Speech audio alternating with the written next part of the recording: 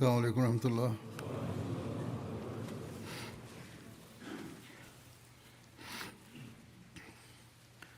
أشهد أن لا إله إلا الله وحده لا شريك له وأشهد أن محمدا عبده ورسوله أما بعد فأعوذ بالله من الشيطان الرجيم بسم الله الرحمن الرحيم الحمد لله رب العالمين الرحمن الرحيم مالك يوم الدين إياك نعبد وإياك نستعين اهدنا الصراط المستقيم صراط الذين أنعمت عليهم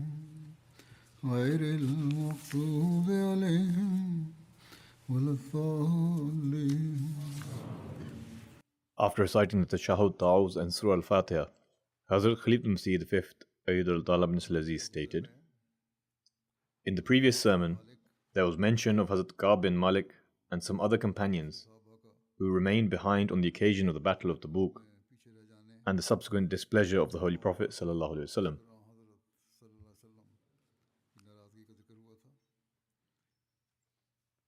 Hazrat Muslim Maud has also discussed this and admonished the Jamaat through this. He states, in the Ahadith, it is recorded that 3 believers did not participate in this battle. In the Ahadith, a lengthy statement of one of them has been recorded. He, i.e. the companion, says, when I went to the Holy Prophet ﷺ after his return, I inquired from the people whether or not any of the others who stayed behind had come as well, what excuses they presented, and how they were treated. They said that people came and presented excuses as soon as they arrived, and said, O Messenger of Allah sallallahu alaihi wasallam, pray for our forgiveness. In return, the Holy Prophet prayed for them. He says, i.e. Hazrat Ka'b says, that I also thought of presenting an excuse and being saved from rebuke. However, another thought came to mind, and I asked about the companions who had already come. They named a few individuals, but they were all hypocrites. They only mentioned 2 believers and said that they did not present any excuses. On the contrary, they acknowledged their mistake. Upon this, I thought to myself that why should I join the hypocrites? Rather than presenting excuses which cannot be deemed as valid excuses, it would be better to clearly say that I made a mistake, and that the Holy Prophet ﷺ could deal with me as he pleased. As this thought entered my mind, I decided to confess to my mistake, and by doing so, Allah the Almighty protected me from joining the hypocrites. I went and clearly told the Holy Prophet ﷺ that it was due to my indolence and negligence that I did not take part in the battle.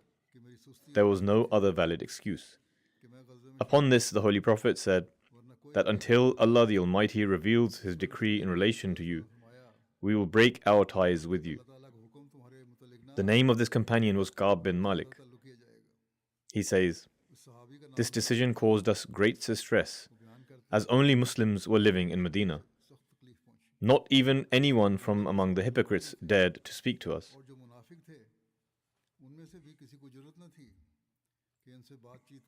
I have mentioned this entire incident very briefly, as I have already presented the details in the previous sermon. Hazrat Muslim Maud mentioned this in a sermon, and as I said, he also used this to give advice to the Jamaat. Hazrat Muslim Maud states, I have seen here, this was referring to Qadian in 1936, that regarding those whom it is stated they must not be spoken to, i.e. that is, those who have been handed a punishment, they go to the houses of Ahmadis in the local areas. It appears as if the locals are heedless and are not even aware of this. Some Ahmadis here are nourishing vipers in their chests, but they should remember that these vipers can neither harm God, nor His Messenger, nor the Khalifa.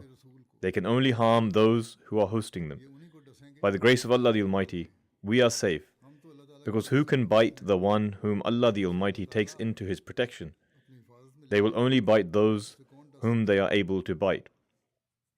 It is regrettable that although they are able to see, they are turning a blind eye to the movement of these vipers. In that time, certain trials had arisen due to which he had to give such instructions. In short, he goes on to say that in Medina, not even the hypocrites would speak to them. Ka'b bin Malik narrates, a few days after this instruction, it became known that the Messenger of Allah ﷺ had said that even their wives and children should separate from them. Among the three of us, one companion was elderly. His wife went to the Holy Prophet ﷺ and said, O Messenger of Allah, my husband is already nearing his end. He neither eats nor sleeps, and due to his old age, he is constantly in need of help. He has not been capable of conjugal relations for some time now. If you permit, I can assist him with food and drink.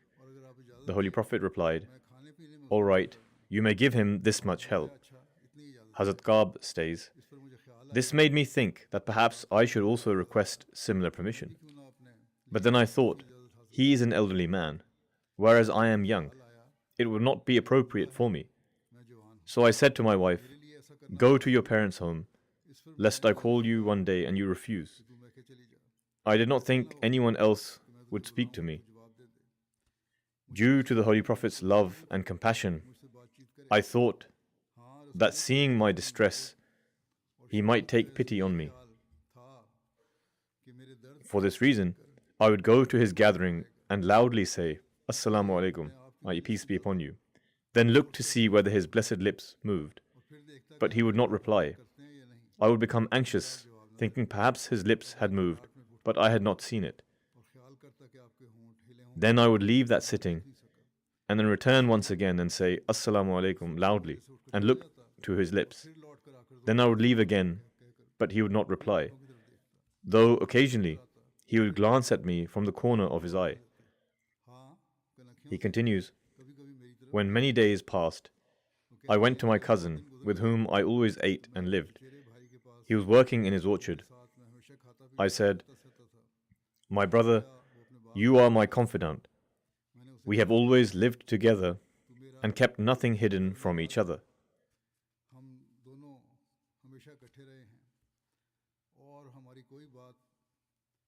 You know very well that I am a sincere Muslim, and that there is not a fiber of hypocrisy in me.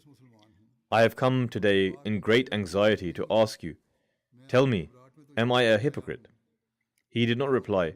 He only raised his gaze to the sky, which meant, Allah and His Messenger know best. He then says, when such a brother, my closest confidant, gave me this answer, it felt as though the earth had become constricted for me.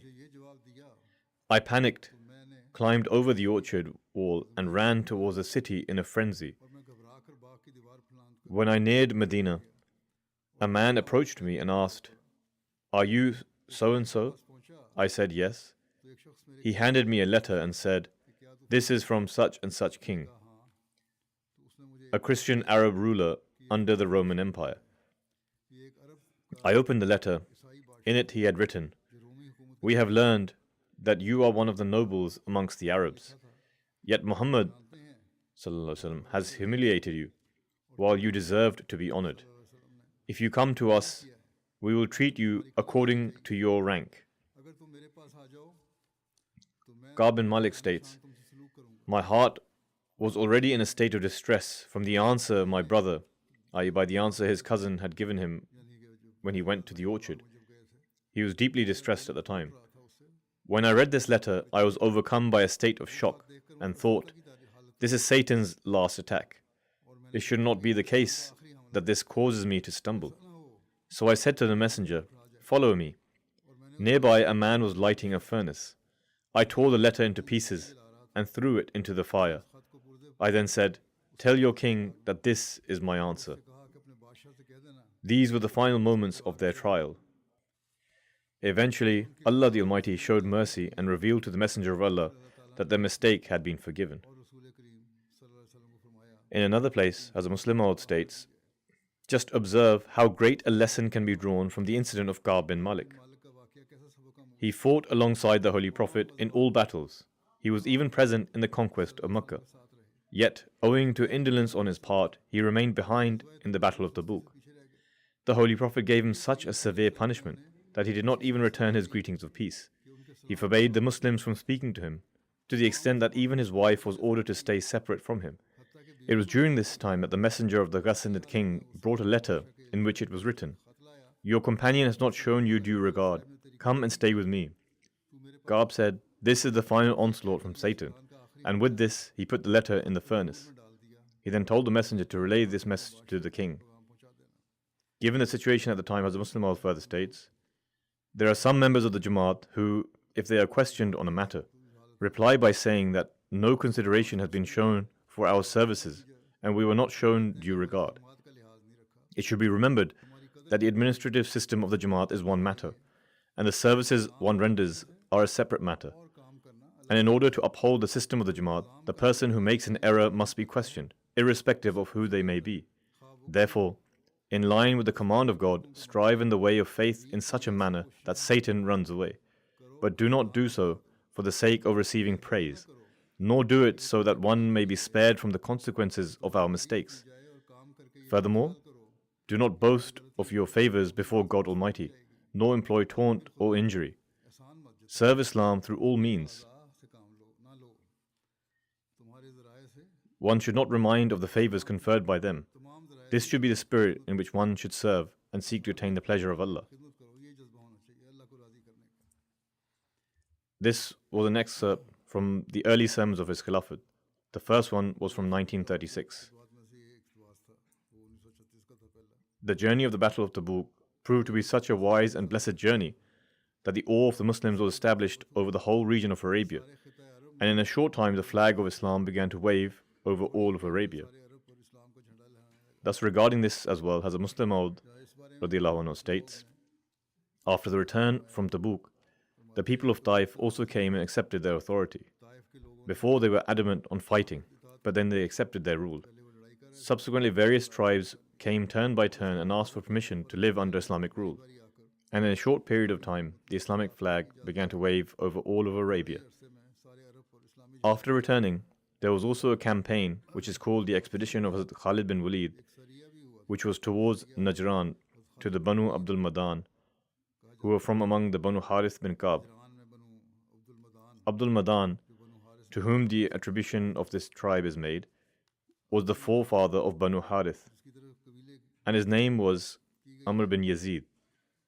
According to the narration of Ibn Sa'd, this expedition occurred in Rabi al-Awwal in 10 Hijri, whereas according to Ibn Hisham, this expedition took place in Rabi al-Akhir or Jamadi al-Awwal of 10 Hijri.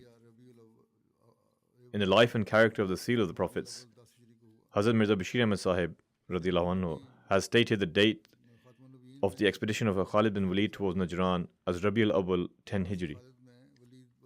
Nonetheless, the details are as follows. The Holy Prophet ﷺ instructed Hazrat Khalid bin Walid to invite them to Islam 3 times before fighting, i.e. the people towards whom the expedition was sent. If they accept, then it is better. Otherwise, fight them. This meant that if they attempt to fight you, even then you should give them the invitation to Islam's teachings 3 times. If after that they still desire to fight, then so be it. Wage war against them. Thus Hazrat Khalid did exactly that, and all of them became Muslims. Hence, Hazrat Khalid stayed among them, meaning he only preached to them and a war did not occur, and they became Muslims. Hazrat Khalid stayed among them and began teaching them about Islam, the Book of Allah, and the Sunnah of the Holy Prophet ﷺ. And this was exactly what the Holy Prophet ﷺ had instructed Hazrat Khalid. After this, Hazrat Khalid sent a letter to the Holy Prophet ﷺ, حضرت خالد نے ایک خط حضور صلی اللہ علیہ وسلم کی خدمت میں روانہ کیا. in the letter he wrote رسول اللہ صلی اللہ علیہ وسلم کی اور to the Messenger of Allah ﷺ, from Khalid bin Walid, رسول خدا صلی اللہ may the peace, blessings and mercy of Allah be upon you, O Messenger of Allah. علیہ کا یا رسول اللہ ہے. I praise the God besides whom there is no deity. میں اس خدا After this, O Messenger of Allah, کا کوئی معبود نہیں. may Allah send mercy upon you. یا رسول اللہ You sent me to the Banu Harith آپ پر رحمت and instructed me that I should invite them to Islam for 3 days. بھیجا تھا. Then, if they accept Islam, I should stay among them and teach them the commandments of Islam, the Holy Quran, and the Sunnah of the Holy Prophet. ان کو احکام اسلام And if they do not accept Islam, then I should wage war against them. اور اگر وہ رسول Some matters are not detailed, and in other places, certain matters and reports are found. تفصیل میں بیان But the teaching of Islam is not that Islam should be forced upon anyone. لیکن اسلام کی تعلیم The meaning was that if they do not enter a treaty, اسلام قبول کروایا جائے or that if they still attempt to fight, then permission is given to fight against them. یا پھر بھی جنگ کریں تو پھر ان سے جنگ کرو. تو میں So I came to them, and according to your instruction, invited them to Islam for 3 days. And I sent riders to them, saying, O Banu Harith, accept Islam and you will remain safe. Thus the people accepted Islam and refrained from war. He preached, and they accepted Islam. From this phrase, it also becomes very clear that they refrained from war. فکر سے بھی یہ بڑا واضح ہو جاتا ہے. If the opponents did not initiate the war, they did not do so either. These people had not gone to wage war, they had gone to preach, and this is what they did. تبلیغ کرنے Then he writes, Now I am residing among them, کہ اب میں and am informing them of the commandments and prohibitions of the religion. Whatever commands shall later be issued from you, I shall act according to it. صلی اللہ علیہ وسلم کی جانب سے May the peace, mercy, and blessings of God be upon you, O Messenger of Allah. یا رسول اللہ و رحمتہ و برکاتہ. The Holy Prophet ﷺ replied to this letter of Hazrat Khalid, صلی اللہ علیہ وسلم نے saying, حضرت خالد کے اس خط کو In the name of Allah, the Gracious, the Merciful. From Muhammad, the Messenger of Allah, ﷺ, to Khalid bin Walid, peace be upon you. طرف سے I praise that God besides whom there is no other deity. اس خدا کی After this, your letter reached us along with this messenger, and I have come to know that Banu Harith have accepted Islam. ہمارے پاس پہنچ And before any battle took place, they bore witness to, there is no God but Allah, and Muhammad is the Messenger of Allah. And this is the guidance of God which He bestowed upon them. So give them the glad tidings of God's reward, and make them fear the punishment of God, ثواب الہی and take some of their men with you, and come to us. سے خوف دلاؤ اور خود ان کے چند May the peace, mercy, and blessings of Allah be upon you. Hearing this instruction, Hazrat Khalid, along with some members of the Banu Harith tribe, presented himself before the Holy Prophet ﷺ. افراد کو ساتھ لے کر رسول اللہ صلی اللہ علیہ وسلم کی خدمت میں The names of the people he brought with him are as follows: Qais bin Hussein, Yazid bin Abdul Madan, Yazid bin Muajjil, Qais bin Hussain Abdullah bin Qurad, Shadad bin Abdullah, Amr bin Abdullah. Abdullah bin قراد Shaddad bin When these people presented themselves before the Holy Prophet ﷺ, he asked, Who are these people? It seems like they are from the land of Al-Hind. یہ کون لوگ The Prophet was told, O Messenger of Allah, Hindi ہیں these people belong to the tribe of Banu Harith. یہ یا رسول اللہ These people then addressed the Prophet ﷺ, saying, We bear witness that you are Allah's messenger, and that there is none worthy of worship besides Allah. کہ آپ The Messenger of Allah ﷺ replied, سوا کوئی معبود I also bear witness that there is none worthy of worship except Allah, and that indeed I am His messenger. اللہ کے سوا کوئی معبود The Messenger of Allah ﷺ then asked them, Are you those people who caused their enemy to flee when you engaged them in battle? کہ جب کبھی اپنے دشمن سے لڑتے ہو They remained silent. Nobody from among them spoke. خاموش رہے. The Messenger of Allah asked them a second time, but they remained quiet again. رسول اللہ صلی اللہ علیہ وسلم Not one of them responded. پھر بھی He asked them a third time, ان میں سے کوئی بھی آگے نہیں پڑا. and they did not respond. رسول اللہ صلی اللہ علیہ وسلم نے Finally, he asked them a fourth time, کوئی بھی Are you those people who used to cause your enemies to flee? نے چوتھی مرتبہ پھر Meaning, کہ جب کبھی دشمن they thought themselves to be very powerful. یعنی یہ تم لوگوں میں تھا. Finally, Yazid bin Abdul Madan stepped forward and replied, O Messenger of Allah, Yazid bin we are indeed those people when we engage our enemy in battle, we cause them to flee. He repeated this 4 times. That indeed we are brave and experienced in warfare. But now this has come to pass. The Messenger of Allah ﷺ replied, if Khalid had not written to me that you all have accepted Islam, I would have had you all beheaded. Yazid responded, we are neither indebted to you nor to Khalid. He had just accepted Islam and so responded in this manner. The Holy Prophet asked him, then who are you grateful to? He replied, O Messenger of Allah, we are grateful to Allah who enabled us to be guided through you. He also gave an excellent response too. The Holy Prophet replied, you have spoken the truth. The Holy Prophet then said, tell me, by what means did you use to fell your enemy in the battle during the age of ignorance? They replied, we used to fight as a united front. We knew that if we fought as one, we would be victorious, and no one would be able to overpower us. When Islam came and caused all the tribes to unite, the people of our tribe understood that this unity is too strong to compete with. And not only is it better not to engage with them in battle, but we should also accept Islam because it is the true religion. The Holy Prophet ﷺ appointed Hazrat Qais bin Husnain as the leader of the Banu Harith, and either at the end of Shawwal or beginning of Dhul Qa'dah bid these people farewell. 4 months after these people returned to their tribesmen, the Messenger of Allah ﷺ passed away. The final expedition that the Holy Prophet ﷺ took part in was the Battle of Tabuk, while the final expedition he dispatched was that of Hazrat Osama. The details of this expedition have already been mentioned in the accounts of Hazrat Osama and Hazrat Abu Bakr, but I will briefly mention some of the context to the battle here as well. There is a narration in Sahih al-Bukhari by Hazrat Anas bin Malik, who stated that the Holy Prophet ﷺ informed people of Hazrat Zayd, Hazrat Jafar, and Hazrat Abdullah bin Rawaha's demise before any news of their death reached the people.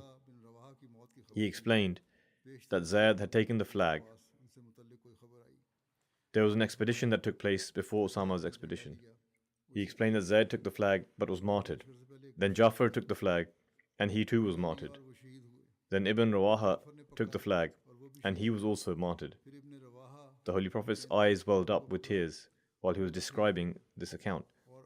He continued explaining, then finally a sword from among the swords of Allah, i.e. Hazrat Khalid bin Walid, took the flag until God Almighty granted him victory over the enemy.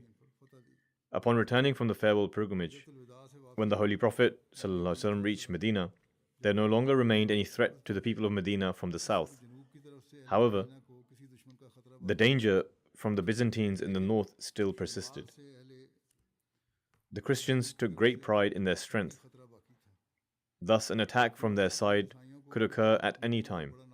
Moreover, retribution for the martyrs of the Battle of Mu'tah had not been exacted.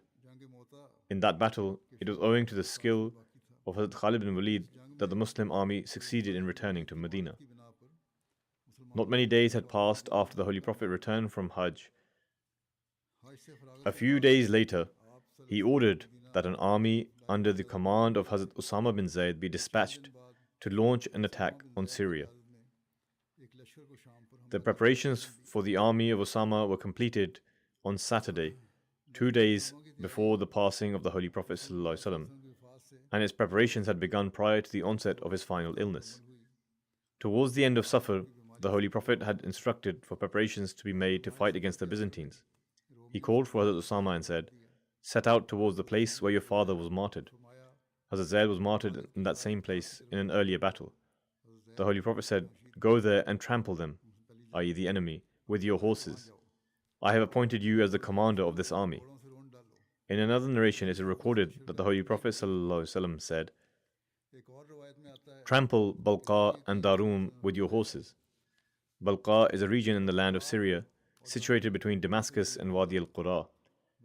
Darum is a place in Palestine after Gaza on the route to Egypt.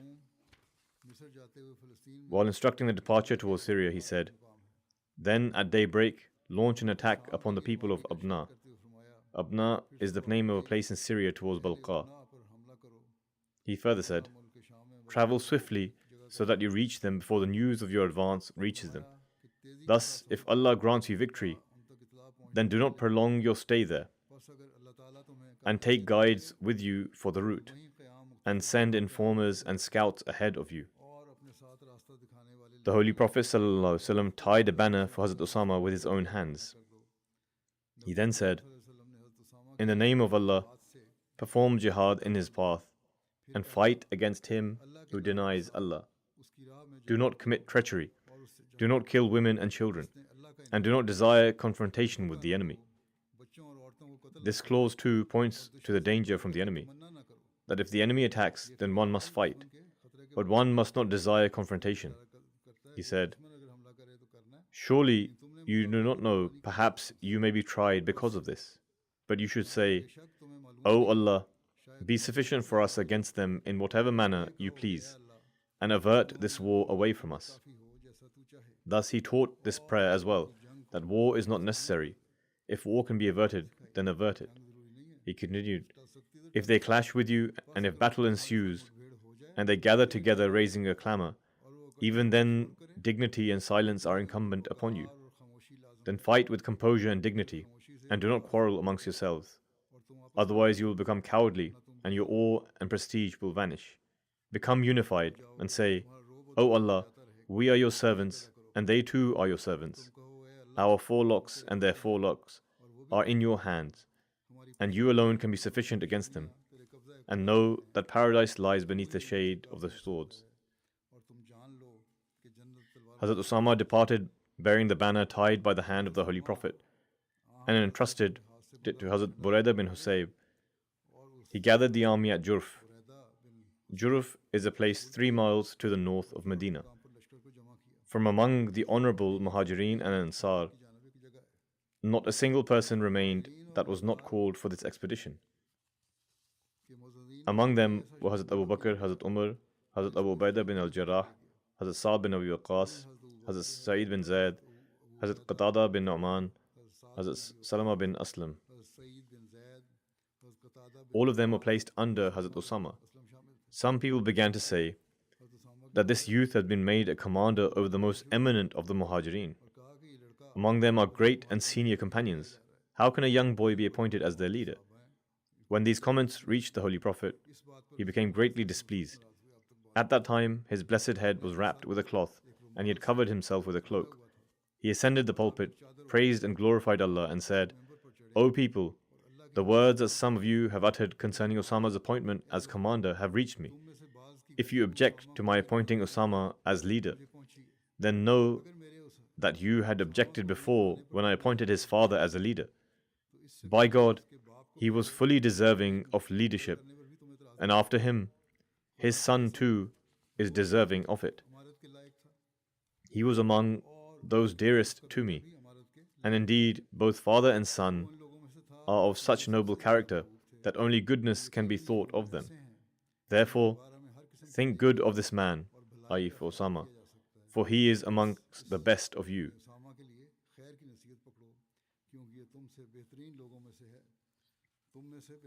The Muslims who were to depart with Hazrat Usama would go to bid farewell to the Holy Prophet ﷺ, and then proceed to join the army at Jurf. Meanwhile, the Holy Prophet's illness intensified, but he continued to urge them, saying, "Dispatch Usama's army. Let them march ahead without delay." On Sunday, the pain of the Holy Prophet became more severe. When Hazrat Usama returned from the camp, the Holy Prophet was unconscious. He returned because he learned of his critical condition. That day, the people had given the Holy Prophet some medicine. Hazrat Usama bent down and kissed him. The Holy Prophet could not speak, but he raised both his hands towards the heavens and then placed them on Usama's head. Hazrat Usama says, "I understood this to mean that he was praying for me." Hazrat Usama then returned to his army. on Monday, he came again to the Holy Prophet and found that he had somewhat recovered. The Holy Prophet said to him, "Go forth with the blessings of Allah the Almighty." Thus, Hazrat Usama departed from the Holy Prophet ﷺ and went to his army, ordering them to prepare for departure. But before they could set out, a messenger came from his mother, Hazrat Ayman, the mother of Usama, bringing news that it would seem that the Holy Prophet is in his final moments. Upon hearing this, Hazrat Usama immediately returned to the Holy Prophet, accompanied by Hazrat Umar and Hazrat Abu Ubaidah. The Holy Prophet was nearing his demise at the time. Soon after this, he passed away. Owing to his demise, the Muslim army returned from Jurf to Medina. Hazrat Buraidah bin Husayb brought back Hazrat Usama's standard and fixed it at the door of the Holy Prophet ﷺ. According to one narration, when Hazrat Usama's army had reached Dhu Khushab, the Holy Prophet ﷺ passed away. Dhu Khushab is a valley about a night's journey from Medina, en route to Syria. In any case, the army returned. After the demise of the Holy Prophet ﷺ and the pledge of allegiance to Hazrat Abu Bakr,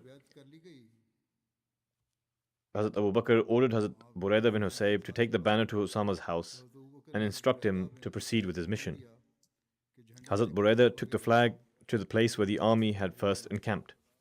The army consisted of 3,000 men, among whom, according to one report, was a cavalry unit of 1,000. Another narration states that Hazrat Usama bin Zayd was sent towards Syria with 700 men. It is related that on the second day after the Holy Prophet's demise, Hazrat Abu Bakr made a public announcement. The expedition of Usama will be completed as planned. No one from among the army of Usama shall remain behind in Medina. All of them must join the army at Jurf.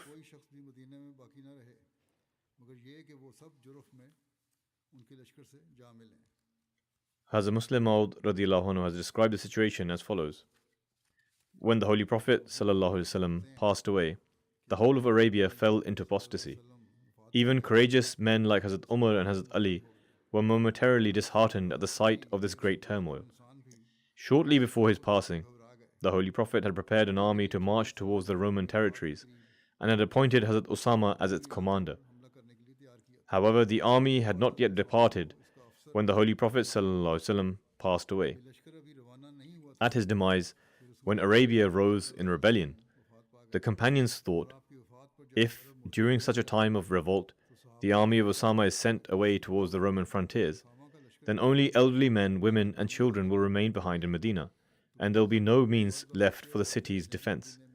Therefore, they proposed that a delegation of the senior companions should go to Hazrat Abu Bakr radiallahu anhu and request him to delay the dispatch of the army until the rebellion subsides. Accordingly, Hazrat Umar and other leading companions went to him and presented their request to delay dispatching the army until the rebellion subsides. When Hazrat Abu Bakr heard this, he replied with great indignation, "Do you wish that after the demise of the Messenger of Allah ﷺ, the very first act of Abu Quhafa's son should be to halt the army that the Holy Prophet himself had ordered to be dispatched? By Allah, even if the enemy were to invade Medina and dogs were to drag the bodies of Muslim women through the streets, I would still not withhold this army which the Holy Prophet had commanded to go forth." It was this faith and courage that Allah had instilled in Hazrat Abu Bakr through his word, Muhammadur Rasulullah, وَالَّذِينَ مَعَهُ أَشِدَّاءُ عَلَى الْكُفَّارِ. Just as when a current is passed through an ordinary wire, it becomes charged with immense strength. Likewise, through their attachment to the Holy Prophet Muhammad ﷺ, his followers became embodiments of Ashidda'u ala al-Kuffar.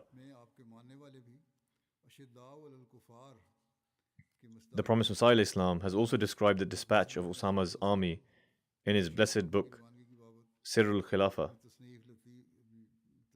Ibn Athir writes in his chronicles When the news of the demise of the Messenger of Allah, peace and blessings of Allah be upon him, reached Makkah, its governor, Itab bin Usaid, went into hiding, and Makkah was shaken to the core, and it seemed imminent that his people would renounce Islam.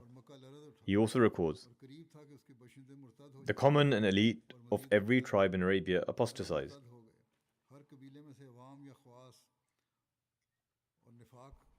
Hypocrisy came out in the open, and Jews and Christians started looking for favorable opportunities. In other words, they observed that the Muslims were weakened and could now be attacked. Muslims were like sheep on a rainy night due to the loss of their prophet, their small number, and the multitude of their enemy. They were like sheep soaked in the rain and immobilized. It was at such a time that people said to Hazrat Abu Bakr, these people only consider the army of Osama to be the Muslim army.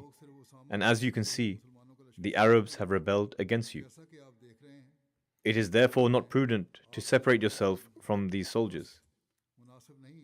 Upon this, Hazrat Abu Bakr said, by the one who has my soul in his hand, even if I am convinced that wild, predatory animals would snatch me away, I would still send out Osama's army in accordance with what the Messenger of Allah had commanded. I will never go against the decision taken by the Messenger of Allah, peace and blessings of Allah be upon him. In short, Hazrat Abu Bakr upheld and carried out the command of the Holy Prophet exactly as it had been given.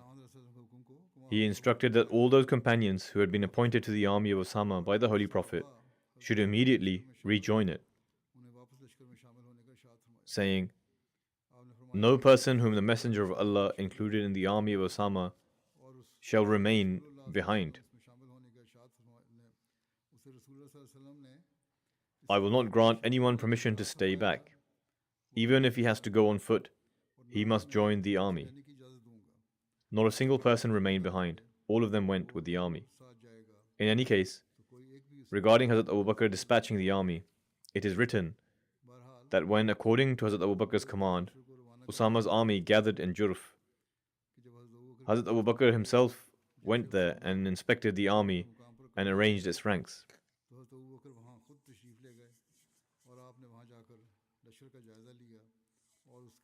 Regarding this, it is also mentioned that Hazrat Abu Bakr said to Hazrat Osama, if you consider it appropriate, leave Hazrat Umar behind so that he may assist me in my work, as Hazrat Umar was also included in that army. Hazrat Osama agreed to this. After this incident, whenever Hazrat Umar met Hazrat Osama, even after he was elected as the Khalifa, he would address Osama saying, Assalamu alayka ya ayyuhal amir, meaning, O leader, peace be upon you. In response, Osama would say, Ghafarallahu laka. Hazrat Abu Bakr instructed Hazrat Osama, saying, you must fully carry out everything that the Holy Prophet instructed you to do. You do not show any negligence whatsoever in fulfilling the commands of the Holy Prophet. The details of the battle have already been mentioned previously, so I will leave that aside. Just as the Holy Prophet ﷺ had said, this army returned victorious. The enemy was either killed or taken prisoner. Not a single Muslim life was lost in the battle. According to narrations, this army returned to Medina after remaining away for 40 to 70 days.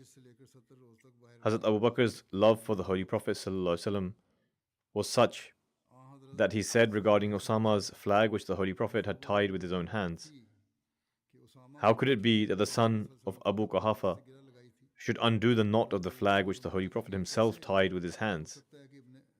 Consequently, when the army of Osama returned, the knot of the flag was not untied, and the flag remained in Hazrat Osama's house thereafter, until Hazrat Osama passed away. O Allah, send blessings upon Muhammad ﷺ and the people of Muhammad. With this, the series on battles and expeditions concludes.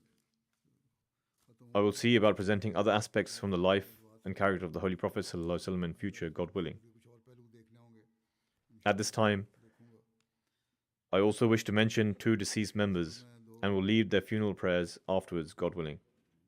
The first is respected Razizur Rahman Khalid Sahib, a missionary of the Jamaat who recently passed away in America at the age of 79. Verily to Allah we belong, and to Him shall we return. The deceased maternal grandfather was Hazrat Mian Rang Ali Sahib, radiyallahu anhu, a companion of the Promised Messiah alayhi salam. Regarding his admission to Jamia, Azizur Rahman Khalid Sahib relates that when he was in 7th grade, one day during the assembly at Talimul Islam High School, Hazrat Maulana Qazi Muhammad Nazir Sahib came and delivered a lecture on the need and importance of devoting one's life. This lecture had a profound effect on many students. When the lecture ended, the deceased felt a strong desire to devote his life. He went straight to Jamia, and after a brief interview, he was admitted in 1960. He obtained the Shahid degree from Jamia in 1969.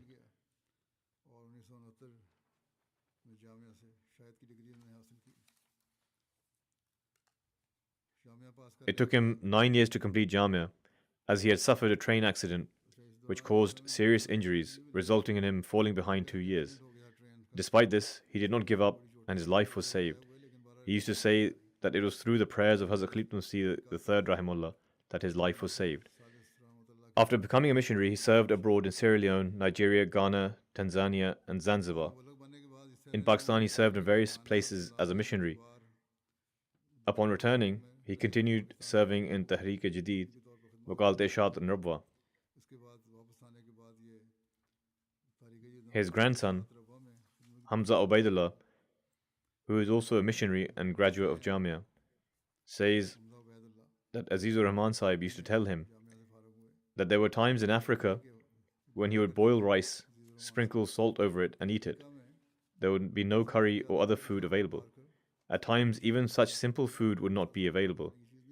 Not even boiled rice, and sometimes they had to remain hungry for several days. These were the kinds of sacrifices made by the early missionaries, which today's missionaries should keep before them. His son, Anisur Rahman Anas, says that he would never allow food to be wasted. Even at Jalsa, many times, instead of having food served into a plate, he would simply eat the leftover pieces of bread from the tables. He would say, if the Promised Messiah ﷺ could eat these pieces of bread, why can't we? From his youth, he was devoted to tahajjud. He was kind, sociable, compassionate, pious, hard-working and loyal. He had a deep bond of love with Khilafat. The deceased was also a Musi.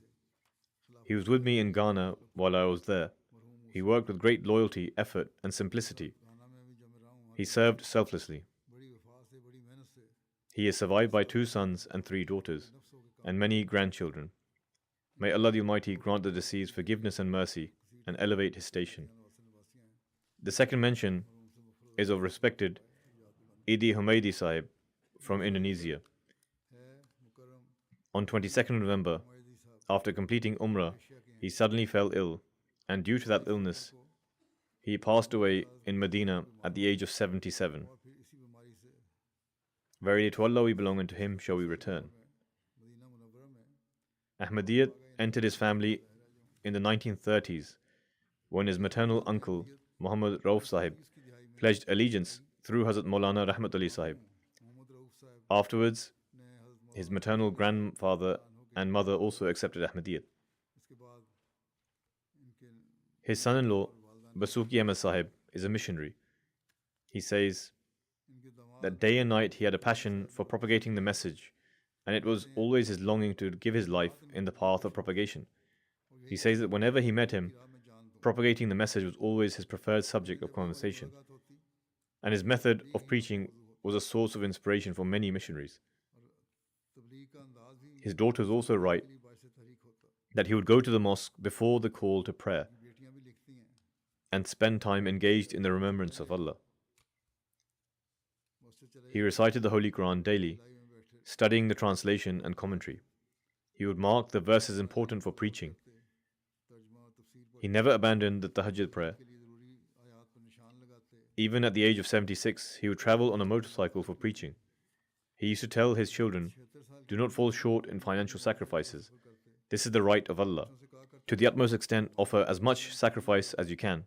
And be aware, never use a single penny from the Jamaat's funds. You will be held accountable." The group leader who accompanied him during Umrah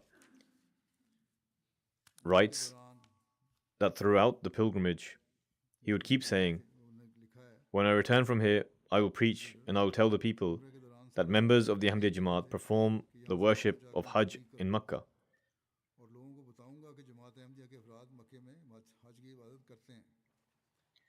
When the doctors saw him after he became ill and then passed away, he said God Almighty had accepted his good deeds as he has been granted the honor of burial in Jannatul Baqi. He passed away there and he was buried there in Jannatul Baqi.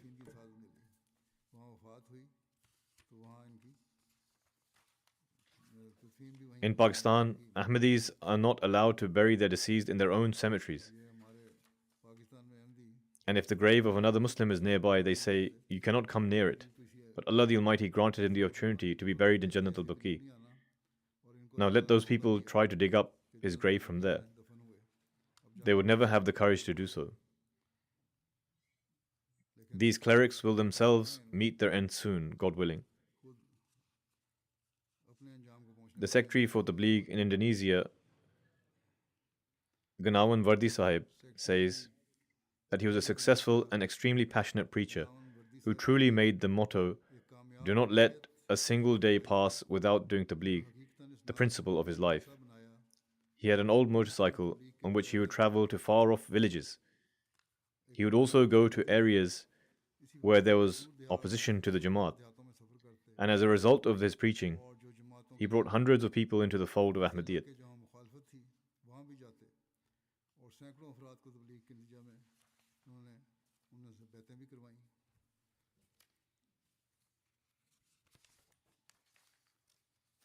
He says that he had a very strong bond with Khilafat, full of love and affection.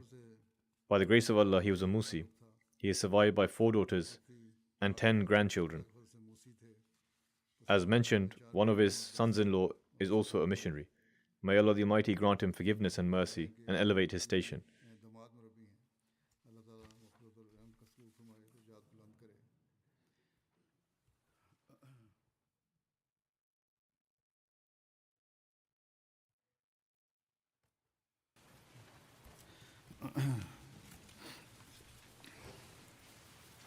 الحمد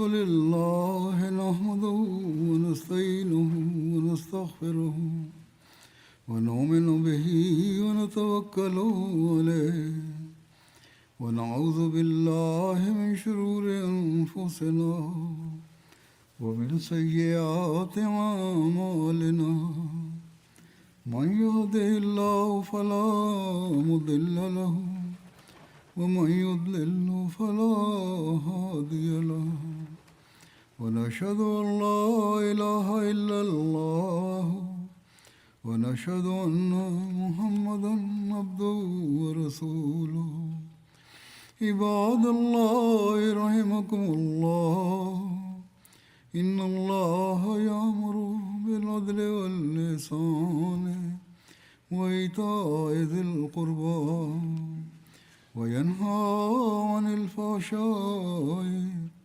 والمنكر والبغي يعظكم لعلكم تذكرون اذكروا الله يذكركم وادعوه يستجب لكم ولذكر الله أكبر